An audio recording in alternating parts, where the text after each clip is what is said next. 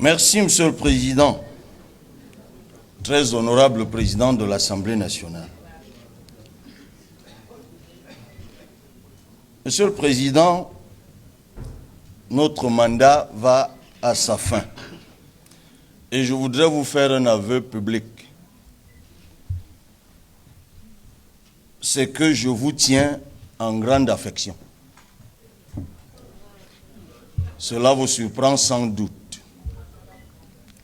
Et c'est parce que je vous tiens en grande affection, Monsieur le très honorable Président, je vous plains. Parce que le premier d'entre nous qui incarne la plus vieille institution constitutionnelle au Cameroun, c'est vous. Et le premier d'entre nous qui est tant méprisé par le gouvernement, c'est encore vous. Et je crains même que vous soyez dangereusement cerné. Parce que dans les mêmes conditions que vient de décrire l'honorable Joshua aussi, nous au PCRN, nous avons déposé des amendements l'an dernier.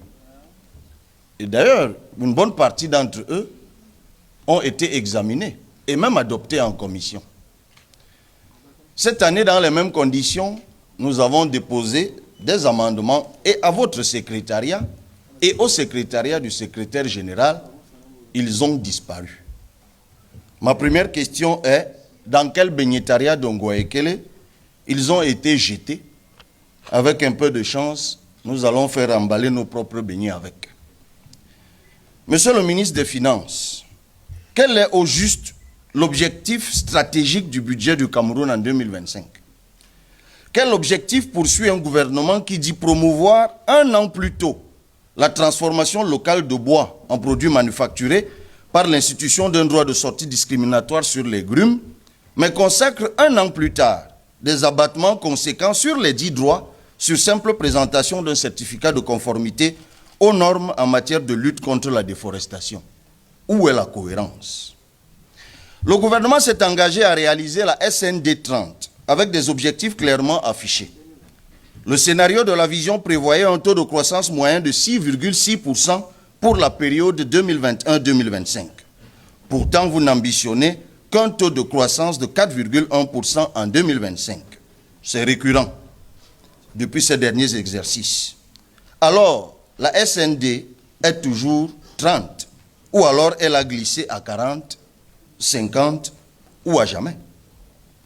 La vérité, Monsieur le ministre, est que le PIB par habitant du Cameroun stagne curieusement, depuis que vous avez des visions. DSE, Planut, Cocan, SND 30. Ce PIB est passé de 1 434 $ en 2012 à 1 589 $ en 2022. Aucun pays de niveau comparable n'a fait pire. Au Cameroun, la pauvreté s'élargit vers l'extrême pauvreté et une grande partie des salariés et fonctionnaires sont déclassés dans la pauvreté.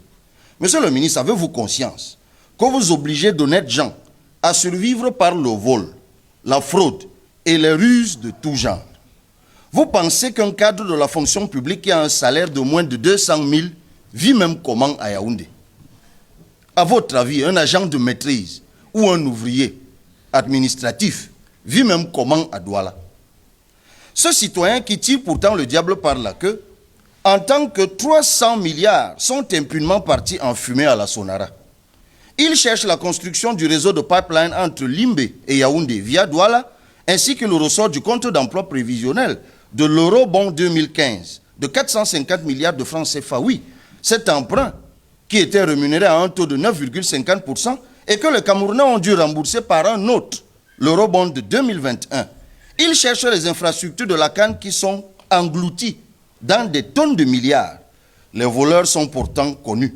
Mais vous continuez à ponctionner le pouvoir d'achat des pauvres Camerounais pour continuer à enrichir les voleurs.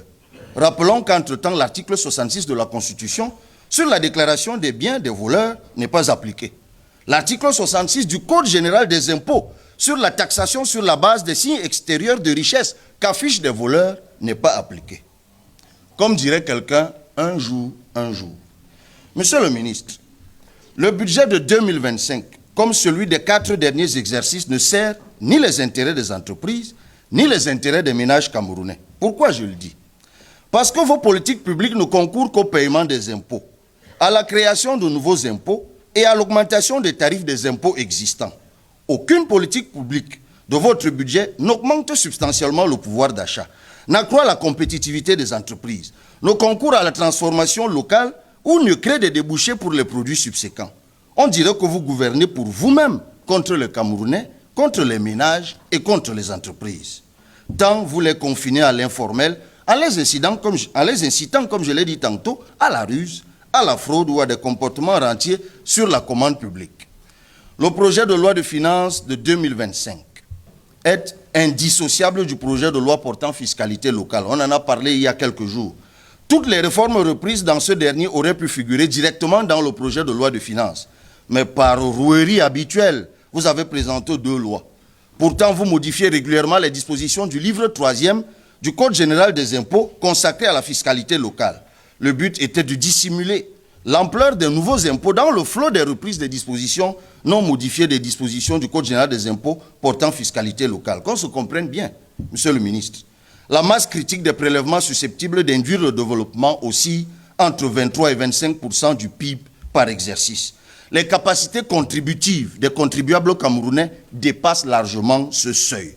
Le problème, c'est l'incurie du gouvernement.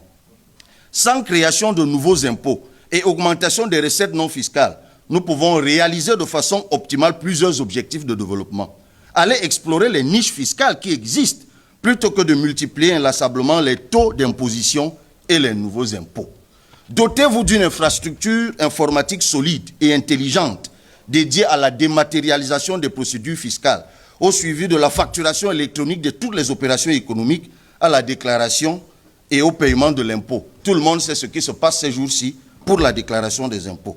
Réaliser un meilleur encadrement des amendes fiscales, monsieur le ministre, afin que celles-ci soient recouvrées comme les recettes budgétaires le sont. On est tous au courant des affaires Glencore, Bourbon, toutes choses qui démontrent clairement que les impôts que nous refusons ici à percevoir ici au Cameroun, du fait de la corruption, sont revalorisés et payés en amende conséquente dans d'autres juridictions.